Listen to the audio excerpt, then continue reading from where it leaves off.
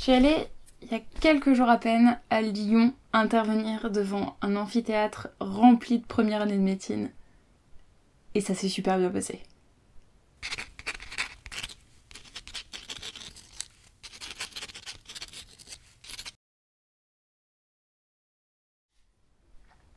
Jeudi dernier, sur l'invitation du prof de sciences humaines et sociales de Lyon-Est, j'ai été faire 1h30 d'intervention à propos de plein de choses en fait. J'ai vraiment parlé d'énormément de choses, principalement de ce que je faisais, de ce que je fais sur internet, des vidéos, de ce genre de choses, de qui je suis aussi, je me suis présentée, j'ai parlé un peu des réseaux d'entraide entre patients sur internet, je parlais du syndrome d'Ehlers-Danlos très rapidement, j'ai parlé de mon expérience avec les médecins, du handicap invisible, de comment ça se fait que je suis en fauteuil et que je peux me lever, et que là pour le coup, au départ j'étais pas en fauteuil mais l'après-midi j'en avais un, et un peu de toutes ces choses là. Les étudiants étaient extrêmement intéressés et en fait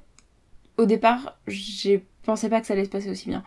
La veille j'ai stressé, j'ai tellement stressé, surtout que j'arrivais dans un contexte universitaire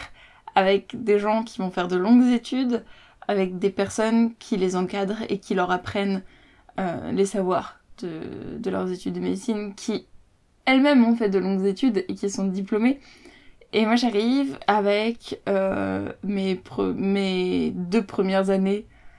d'études qui n'ont même pas encore été validées, et mes 2 premières années avec 2 fois une première année de psycho et une fois une première année d'anthropo Sciences Po. J'ai pas de diplôme en particulier, j'ai pas de certificat qui va dire que j'ai des connaissances, et je doutais beaucoup en fait de ma légitimité à m'exprimer dans ce cadre-là et des connaissances que j'ai. Parce que j'ai beau avoir fait déjà peut-être près de 300 vidéos, ce qui est énorme, j'ai encore du mal à comprendre que j'ai ce genre de connaissances et des connaissances qui peuvent être utiles à des futurs médecins, des futurs soignants, des futures soignantes. Juste avant moi, 2 personnes ont fait une intervention sur la place des patients dans le système de soins, et c'était quelque chose de très cadré en fait, de très passage de connaissances formelles avec des textes de loi, avec des données vraiment de cours en fait. Et moi j'arrivais derrière en disant bonjour, moi c'est Margot, je suis une patiente et je vais vous expliquer ma vie un peu. Et en fait, vraiment, ça s'est extrêmement bien passé. Les retours des étudiants et des étudiantes ont été très positifs.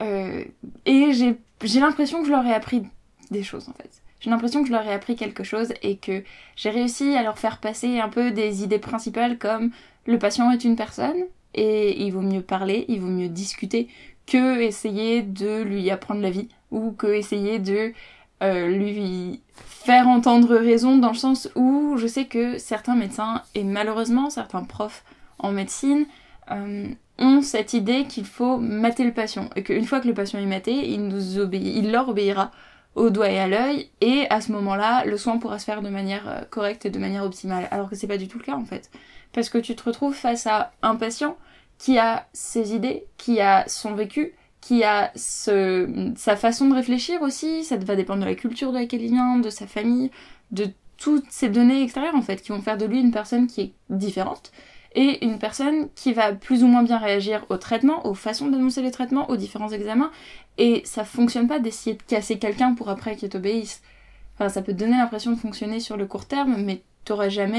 le patient aura jamais confiance en toi, et toi, tu n'auras jamais de discussion avec le patient, tu pourras pas non plus vraiment avoir confiance s'il te dit qu'il a bien pris ses traitements, qu'il a bien fait ses choses, parce que ça se trouve qu'il le fait juste pour que tu le laisses tranquille après, et enfin, va pas y avoir ce lien-là qui est une composante essentielle de la médecine, qui est une composante essentielle du soin en fait. Comme tu vois, je m'emporte un peu et je me remets à parler de tous ces sujets, mais ça s'est vraiment bien passé. Et c'est là aussi que je me suis rendu compte que un apport comme ça de patientes pouvait être utile et pouvait juste à un moment donner une sorte de bulle d'air en dehors du côté soignant en fait, parce que ces élèves, ces étudiants, ils ont eu toute l'année des cours très théoriques, surtout que c'est la première année, donc c'est vraiment des cours théoriques qui sont très larges avec beaucoup de connaissances. Et en fait, les patients là-dedans, ils sont pas vraiment présents. Et c'est aussi important parfois d'avoir des rappels que bah ouais, tu vas te retrouver face à des personnes qui sont comme moi, et moi, voilà les points que j'ai eus qui ont été extrêmement négatifs pendant ma prise en charge et pendant mon suivi. Voilà les choses qu'on peut améliorer, et voilà des pistes aussi. Et tout simplement aussi, je pense, parce que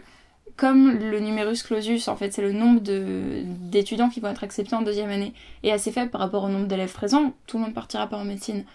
Mais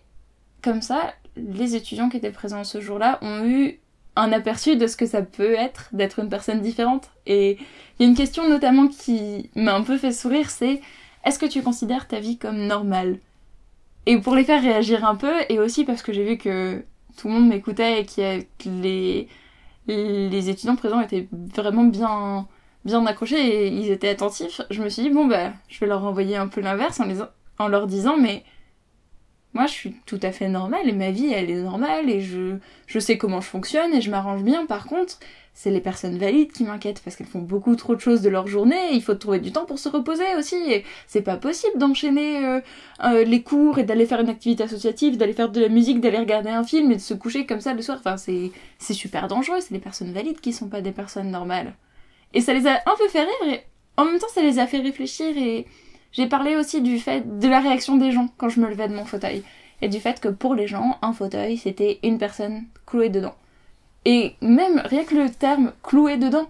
c'est une personne qui est scotchée à son fauteuil et c'est horrible alors que le fauteuil c'est un outil de liberté qui est là pour moi par exemple qui est extraordinaire parce que je vais pouvoir aller dans des magasins, je vais pouvoir faire des musées, je vais pouvoir faire des grands déplacements avec mon fauteuil que je pourrais pas faire à pied.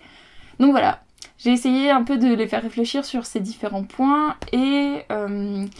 j'ai parlé aussi mais beaucoup plus rapidement de mon fonctionnement, des vidéos, du financement, de ce qui se passe par rapport à tout ça. Si jamais tu es dans une fac, une université, une école ou une entreprise ou un endroit, une organisation dans laquelle ça pourrait être intéressant d'avoir une intervention un peu comme celle que j'ai faite et que toi ou tes profs ou tes supérieurs seraient intéressés par ce genre de choses, je peux venir et je peux faire une intervention aussi. Et comme j'ai vu que j'étais à l'aise et que c'était pertinent, qu'il y avait des bons retours, maintenant je sais que c'est faisable et on peut en discuter. Ou tu peux suggérer potentiellement aux personnes qui vont décider de ça que je vienne ou que ça se fasse. Voilà. Et ce serait vraiment extrêmement intéressant. Et surtout je pense aux études ou aux personnes qui sont dans le soin et qui sont dans la médecine et dans ce genre de choses, parce que c'est vraiment là que moi je vais pouvoir venir et dire bon bah voilà, on va essayer de rétablir une communication entre les patients et les médecins et on va essayer, même dès la formation en fait, c'est extrêmement important. Et là je me dis, première année de médecine c'est génial, parce que les étudiants sont pas encore formatés et ils ont pas encore leur état d'esprit selon lequel les patients sont les ennemis et que il faut les mater et après on peut leur procurer les soins que nous on veut parce que nous on a le savoir et on sait ce qui est mieux. Mes mails sont ouverts, je te le remets, mon adresse mail sur l'écran au cas où,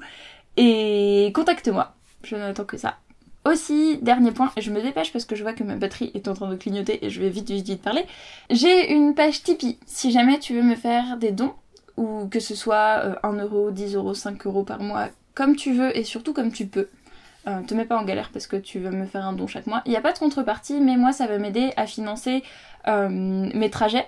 Quand mes trajets sont pas financés, que je vais faire une intervention par exemple, ou ça va m'aider à acheter du matériel, ça va m'aider, et plus généralement en fait ça va m'aider à passer plus de temps sur les vidéos et à éviter d'avoir à chercher un petit boulot à côté ou des choses comme ça. J'ai aussi des badges, si jamais tu veux pas faire un don sur un mois comme ça, ou même sur Tipeee tu peux faire un don mais pas récurrent. Donc dire ce mois-là je te donne tant, et c'est quelque chose qui t'engage pas. Mais aussi j'ai des badges. Si jamais tu veux des badges, je peux les envoyer. La page est dans la description, j'ai un article de blog en fait qui explique comment je peux t'envoyer les badges, qui sont à prix libre. C'est-à-dire que tu peux les acheter à partir de 45 centimes le badge, il me semble, et c'est le prix de fabrication. Et j'ai fait tout un tableau avec le prix des badges, selon combien de badges tu prends, et le prix de l'enveloppe et le prix du timbre. Comme ça, si tu as envie, ou si c'est que ce que tu peux, j'ai le mot en anglais, ce que tu peux te permettre au niveau financier. Tu peux juste acheter à prix de fabrication. Je suis un peu fatiguée, c'est le soir, j'ai vraiment du mal. Mais voilà. Ou alors tu peux en plus rajouter une marge et du coup cette marge elle va me revenir à moi. Donc c'est toi qui vois. Et aussi, si tu veux être notifié des nouvelles vidéos que je fais, il y a une petite cloche à côté de l'abonnement et tu peux cliquer dessus et dans tes paramètres d'abonnement, cocher la case pour avoir une alerte sur ton téléphone ou sur ton ordinateur dès que je poste une vidéo. Mais généralement c'est le mercredi à 10h, donc voilà, le mercredi à 10h rendez-vous ici. Et tu peux aussi commenter, mais ça je te le dis souvent, que tu peux commenter les vidéos, mais laisser des j'aime sous les vidéos, ça m'aide parce que ça va aider à donner plus de visibilité, et même moi en fait, ça me montre que t'as particulièrement apprécié une vidéo ou un sujet, donc n'hésite pas à t'exprimer par ce biais-là, et aussi partager les vidéos sur Twitter et sur Facebook, on n'y pense pas souvent, mais c'est quelque chose qui va permettre de faire circuler plus les messages en fait, et de même d'ouvrir des débats, et aussi plus largement de me faire gagner de la visibilité, ce qui va me permettre de que plus de personnes me connaissent et du coup que je puisse avoir des opportunités comme j'ai eu là avec l'université de Lyon et que je puisse aller intervenir devant des étudiants, ce qui est absolument génial. Voilà, il me semble que j'ai à peu près fait le tour de tout ça. Donc, mon appareil photo va s'éteindre, ça clignote, c'est tout rouge, il n'y a plus de batterie. Prends bien soin de toi et de tous ceux et de toutes celles que tu aimes. Souris aux gens dans la rue si t'es à l'aise avec ça et puis à tout bientôt.